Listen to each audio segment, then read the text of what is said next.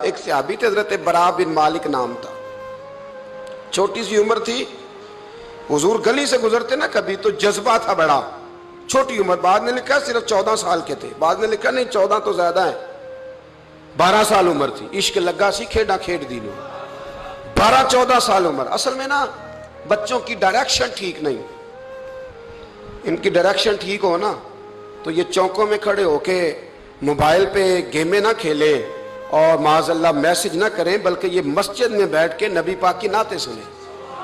ہم نہ وہ کام کر نہیں سکے، میرے جیسے لوگوں نے بڑی کوتاہی کی زندگی میں، ہم محبت رسول کا پیغام بانٹ نہیں سکے، ہم نے اپنی بیماریاں دیکھی، اپنی تھکاوٹیں دیکھی، یہ دیکھا کہ فلاں شہر کیسے جائیں، فلاں شہر کیسے جائیں، ہم وہ کام کر نہیں سکے جو ہمیں کرنا چاہیے تھا، ذمہ تھا، باپ کی ذمہ ہے، نبی پاک نے فرمایا ماں باپ کی ڈیوٹی ہے اپنی اولاد کو میری محبت سکھائیں، پر ہم وہ رنگ دے نہیں سکے، ہم وہ مزاج دے نہیں سکے، ہم نے وہ کوتاہی کی، ہم نبی پاک کا حسن، حضور کی سیرت، اخلاق عالیہ، کردار، گفتار، رفتار، انداز، تربیت، وہ ساری باتیں قوم کو بیان نہیں کر سکے، اس لیے لوگ وہاں پہنچے نہیں، ورنہ مغز قرآن روح ایمان جان دی ہست حب رحمت للعالمین، ہم وہاں تک لے جا نہیں سکے۔ حضرت برا بن مالک نا 12 سال کی عمر ہے، 12 سال، نبی پاک گلی سے گزر رہے تھے تو دوڑ کے آ گئے، آ کے نا حضور سے چمٹ گئے، عرض کرنے لگے حضور کوئی حکم بتائیں،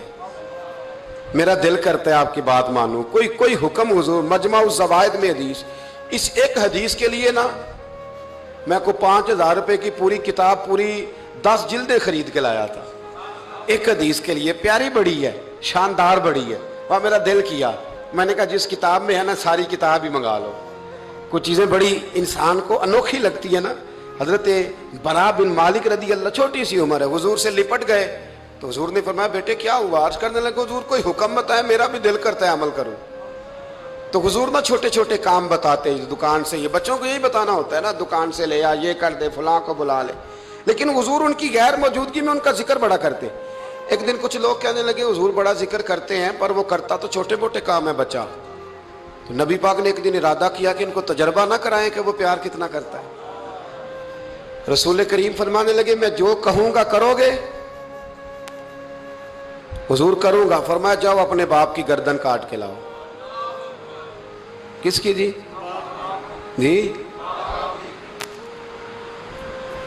بات تو محبت کی ہو رہی ہے، کڑوی سی بات نہ کر لوں، کڑوی سی رہنے دیتے ہیں، آپ کا پروگرام نہیں تو چھوڑ دیتے ہیں، آگے بڑھ جائیں، ذرا کڑوی سی ہے، کر لوں جی، بولیے، یعنی باپ کی، ہم محبت رسول میں صرف داڑھی کی بات کرتے ہیں، کسی کی گردن کی نہیں، صرف ہم کہتے ہیں حضور سے محبت ہے تو میں نے کہا تھا نا کڑوی ہے، آپ نے مجھے گھورنا شروع کر دیا اور خاصا تیز گھور رہے ہیں آپ، اور خدا کے بندو یہ رسول اللہ کی سنت ہے، کسی کو نہ اچھی لگے، کسی کوئی تعریف نہ کرے پر میرے رسول کو تو اچھی لگتی ہے کہ نہیں؟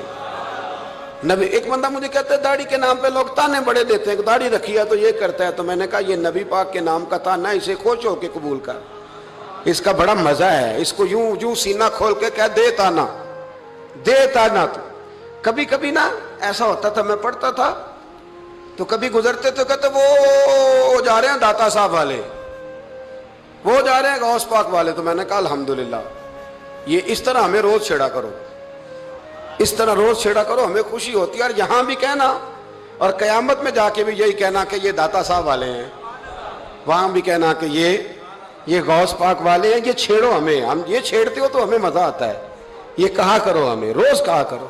اللہ تعالی ہمیں عقیدے پر استقامت نصیب فرمائے۔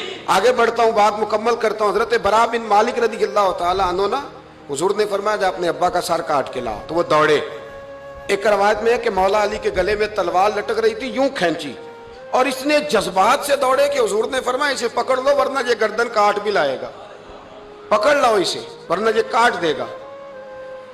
اللہ کی قدرت کے تھوڑا وقت گزرا تو وہ بیمار ہو گئے، دن میں 2 مرتبہ میرے نبی پاک تیمارداری کرنے جاتے۔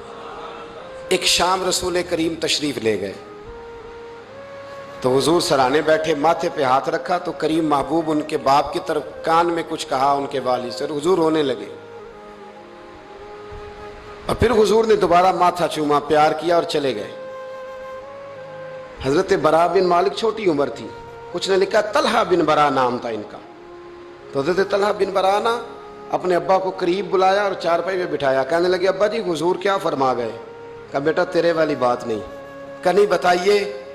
کہا نبی کریم علیہ السلام نے فرمایا کہ شام کو نا میرے طلحہ کا انتقال ہو جائے گا، اور جب اس کی روح پرواز کر جائے تو مجھے خبر کرنا، میں آ کے جنازہ پڑھاؤں.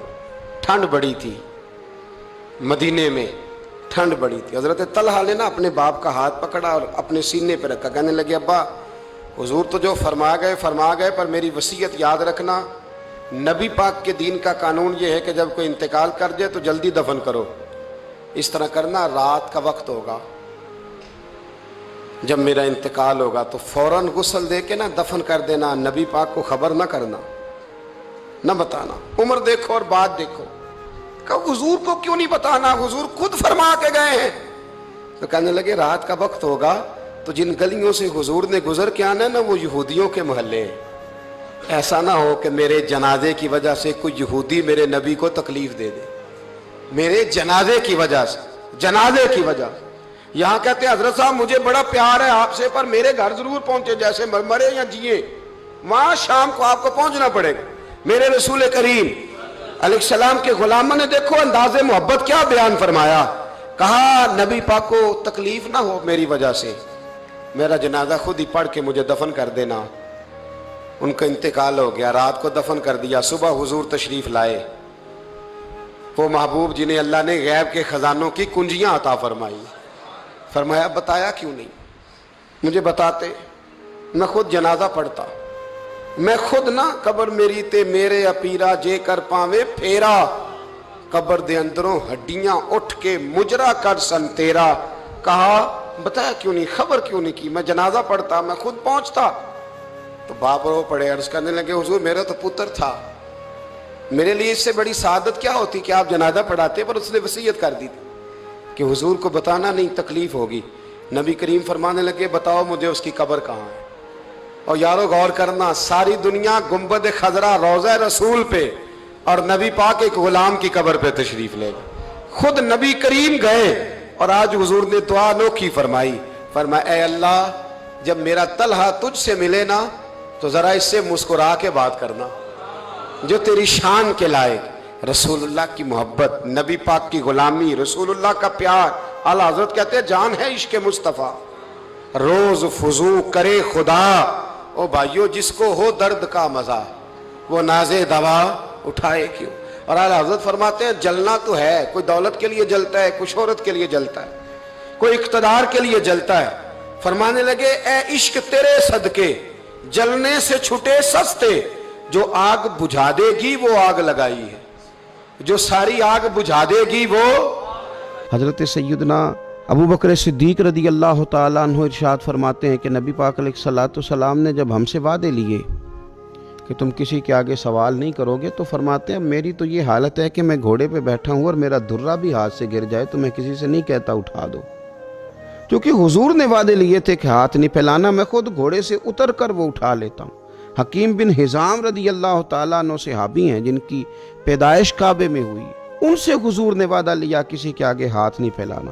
حضرت سیدنا ثوبان رضی اللہ تعالیٰ عنہ سے وعدہ لیا کسی کے آگے ہاتھ نہیں پھیلانا. حضرت ابو ذر غفاری سے کہا کسی دنیا دار کے آگے ہاتھ نہیں پھیلانا. حضور سید عالم صلی اللہ تعالیٰ علیہ وسلم چاہتے ہیں خوددار رہے نبی پاک کی امت. لیکن آج کسی چوک میں چھوٹے بچے دکھائی دیتے ہیں وہ مانگ رہے ہیں، کسی جگہ پہ خواتین کھڑی ہیں وہ کشکول طلب دراز کیے ہوئے ہیں، کسی جگہ ہم دیکھتے ہیں کہ بیمار لوگ اپنے زخم دکھا کے مانگ رہے ہیں، کسی جگہ چھوٹے بچوں کو آگے کر کے مانگا جا رہا ہے. ہم دیکھتے ہیں کہ مسجدوں کے دروازوں پر اللہ تعالیٰ کا وہ گھر جہاں فقط اللہ سے مانگنا چاہیے تھا، وہاں بھی لوگ نمازیوں کے سامنے ہاتھ پھیلائے کھڑے ہیں.